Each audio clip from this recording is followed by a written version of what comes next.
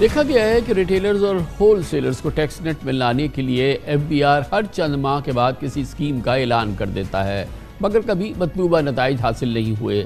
S I F C کی منظوری کے بعد سے اس ماہ بھی ایف بی آر نے ریٹیلرز اور ہول سیلرز کو ٹیکس نیٹ میں لانے کے لیے ایک تاجر دوست ایپ کے ذریعے لازمی رجسٹریشن کی اسکیم کا آغاز کیا۔ یہ اسکیم اپنے آغاز سے ہی ایک غیر سنجیدہ کوشش لگ رہی تھی اور اس کا انجام بھی ویسا ہی ہو رہا ہے جس کا خدشہ تھا۔ میڈیا میں خبروں کے مطابق پچھلے 2 ہفتوں میں اس اسکیم کے ذریعے صرف 50 ریٹیلرز نے خود کو رضاکارانہ طور پر رجسٹر کرایا ہے، جبکہ ایف بی آر کی جانب سے ریٹیلرز کو رجسٹریشن کے لیے دی گئی ڈیڈ لائن ختم ہونے میں صرف 2 ہفتے رہ گئے ہیں۔ ایف بی آر کا اب دعویٰ یہ ہے کہ ایپ کے ذریعے دکانداروں کی آمدن کا ریکارڈ ایف بی آر کو موصول ہو سکے گا، جبکہ ٹیکس کی مد میں تقریباً 500 ارب روپے جمع ہو سکیں گے۔ اس اسکیم کے تحت ہر دکاندار مہینے کی 15 تاریخ تک ماہانہ ایڈوانس انکم ٹیکس ادا کرنے کا پابند ہے۔ اگر کسی دکاندار کی آمدن انکم ٹیکس کی ادائیگی کے قابل نہیں ہوئی تو اسے کم از کم سالانہ 1200 روپے بطور انکم ٹیکس دینا ہوگا۔ لیکن اس اسکیم کے تحت ابھی تک اہداف حاصل ہوتے نظر نہیں آ رہے، جبکہ ٹیکس کے ماہرین پہلے اس اسکیم کی افادیت سے غیر مطمئن تھے۔ پاکستان میں اس وقت 37 لاکھ ریٹیلرز ہیں، صرف 3 لاکھ کے قریب رجسٹر ہیں۔ اس کے باوجود اعداد و شمار بتا رہے ہیں کہ حکومتی دعووں کے برعکس ٹیکس نیٹ میں اضافہ موجودہ ایف بی آر کی سکت سے باہر ہے۔ پچھلے ماہ پاکستان کے دورے پہ آئے ہوئے آئی ایم ایف کے وفد نے ریونیو کلیکشن پر تشویش کا اظہار کرتے ہوئے زور دیا تھا کہ وفاقی حکومت ریل اسٹیٹ، کنسٹرکشن اور ریٹیلر سے ٹیکس وصولی میں اضافے کو یقینی بنائے۔ گزشتہ ہفتے آئی ایم ایف کی ایم ڈی کا کہنا تھا کہ موجودہ حکومت نے ٹیکس نیٹ بڑھانے کے لیے اقدامات کرنے کی یقین دہانی کرائی تو ہے۔ اس موضوع میں بات کرتے ہیں اور اس کے لیے ہمارے ساتھ پاکستان میں ٹیکس عبور کے ممتاز سینئر ترین ماہرین میں سے ایک سابق چیئرمین ایف بی آر جناب شبر زیدی موجود ہیں۔ بہت بہت شکریہ شبر زیدی صاحب۔ یہ جو تاجر دوست ایپ کے ذریعے ٹیکس نیٹ کو بڑھانے کی ریٹیلرز کو اور دوسرے جو شعبے جہاں پر ٹیکس کی عمل دخل نہیں ہے ان کو شامل کرنے کی یہ ایپ متعارف کرائی گئی تھی، 1 مہینے کا وقت رکھا گیا کہ اس میں لوگ اپنے آپ کو رجسٹر کرا لیں اور اس کے بعد پھر ایک انڈکٹیو ان سے ٹیکس لیا جائے گا۔ اس کے آدھا وقت یعنی کہ 2 ہفتے گزر گئے ہیں اور اس میں 37 لاکھ جو ہمارے تقریباً ریٹیلرز ہیں ان میں سے صرف 50 نے اس میں اپنے آپ کو رجسٹر کرایا ہے۔ گویا کہ مکمل طور پہ اکراس دا بورڈ پاکستان میں ریٹیلرز نے اور وہ لوگ جو کہ ٹیکس جن کو آنا چاہیے اس اسکیم کو مسترد کر دیا ہے۔ آپ اور ہم جیسے لوگوں کو شاید اس بارے میں پہلے سے معلوم تھا کہ اس کا یہی رد عمل ہوگا، یہی رسپانس ہوگا، تو کیا ایف بی آر کو پتہ نہیں تھا کہ یہ اس قسم کی اسکیمیں جو ہے پہلی اسکیمز کی طرح سے ایک بدترین ناکامی کا شکار ہوں گی؟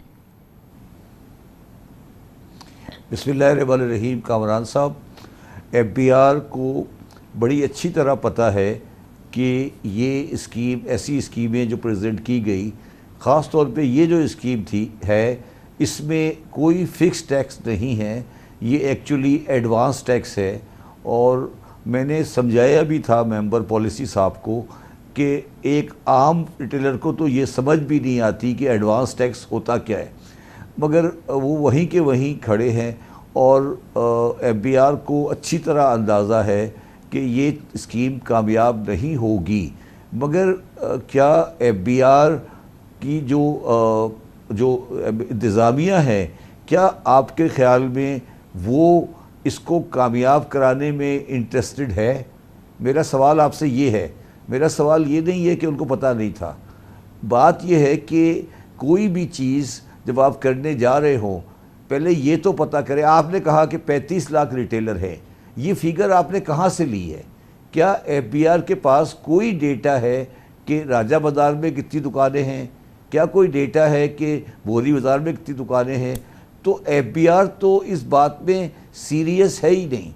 اور میں نے جناب اورنگزیب صاحب کو یہ بات کہی تھی کہ یہ اسکیم تو جو بھی آپ کر رہے ہیں یا کریں، مگر اس سے پہلے آپ دکانوں کی جیو فینسنگ کرائیں اور جیو فینسنگ میں آپ اداروں کی مدد لیں، اور وہ ادارے پہلے آپ کو مارکیٹوں کی جیو فینسنگ کر کے دیں جس میں آپ یہ آئیڈینٹیفائی کر سکیں جو ان دکانوں پہ بجلی کے میٹر لگے ہیں وہ ایک ذریعہ نہیں ہو سکتے؟ اس کے ذریعے ڈیٹا تو اویلیبلٹی۔ اچھا، وجہ نہیں، میں بتا دیتا ہوں۔ میں نے بڑی کوشش کی تھی، بجلی کے میٹروں میں سے 80% میٹر اس آدمی کے نام نہیں ہیں जिस आदमी की दुकान है, क्योंकि पाकिस्तान में बिजली के मीटर की चेंज कराने के लिए 1913 का इलेक्ट्रिसिटी एक्ट अप्लाई होता है और आप बिजली के मीटर पे नाम चेंज कराने में आदमी फौत हो जाता है।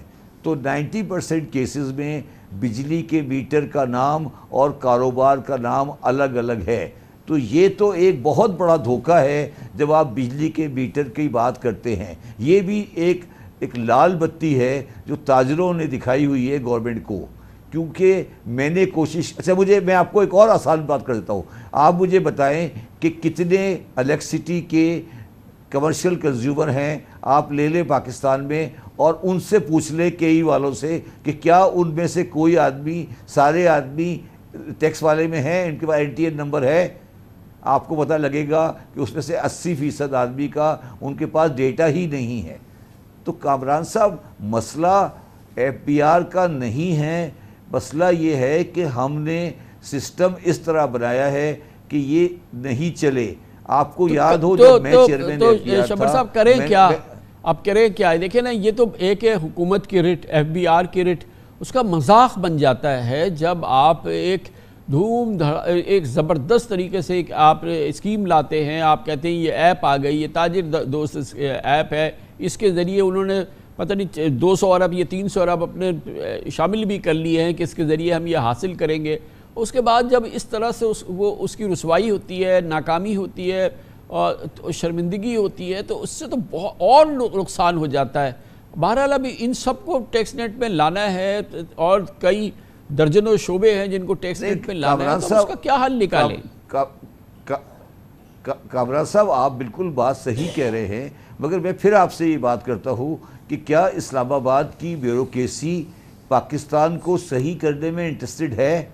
मैं आपसे बुनियादी सवाल कर रहा हूँ ना, आप मुझसे बड़ा सतही सवाल कर रहे हैं। मैं आपसे बुनियादी सवाल कर रहा हूँ कि इंटरेस्टेड है? अगर है तो मुझे बता दें। और आप प्रेसिडेंट साहब का लाड़काने का खिताब सुन लें। उन्होंने कहा है कि पाकिस्तान की ब्यूरोक्रेसी ने पाकिस्तान को तबाह कर दिया।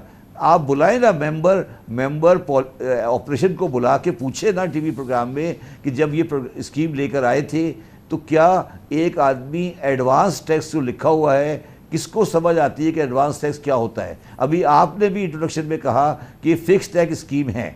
मैं आपको बिल्कुल वाज़ेह तौर पर बता देता हूँ कि फिक्स टैक्स का निज़ाम IMF को एक्सेप्टेबल नहीं है। वो कभी एक्सेप्ट नहीं करेंगे, मैं भी एक्सेप्ट नहीं करूँगा। तो ये तो करें क्या? क्या करें? हल क्या है ये इन लोगों को टैक्स नेट में लाने के लिए? फिर क्या मैं बताऊं, जियो फेंसिंग कराएं पहले किसी पाकिस्तान के इदारे से। पाकिस्तान की मार्केटों की जियो फेंसिंग होनी चाहिए और वो कोई भी अच्छी IT कंपनी किसी इदारे के साथ मिलके 2 हफ्ते में करके दे देगी आपको। उसके बाद आप किसी इदारे के साथ मिलकर हर मार्केट की दुकान की रजिस्ट्रेशन कराएं, बस। उसके बाद टैक्स तो वो खुद देगा आकर, उसको ज़रूरत ही नहीं है कुछ कहने की। अभी तो वो किताबों में है ही नहीं ना। कामरान साहब, मोबाइल की मार्केट में कितनी दुकानें हैं आपको पता है?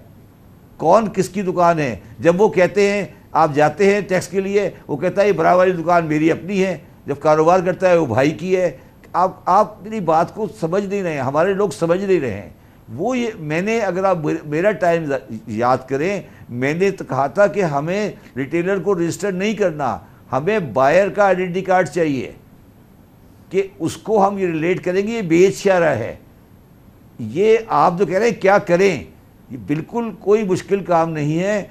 सवाल सिर्फ ये है कि गवर्नमेंट की रिट, जो आप बार बार रिट की बात कर रहे हैं, गवर्नमेंट की रिट FBR नहीं है। FBR का काम गवर्नमेंट की रिट ख़राब करना है। आप इस बात को समझे। आप FBR वालों को बुला के पूछें कि राजा बाज़ार में कितनी दुकानें हैं, आपके पास कोई सर्वे रिपोर्ट है? मैं टैक्सेशन को छोड़ दें, आप सिर्फ ये पूछ ले कि कितनी दुकानें हैं, बस। बाकी का छोड़ दे बात। बहुत बहुत शुक्रिया जनाब शब्बर ज़ैदी हमारे साथ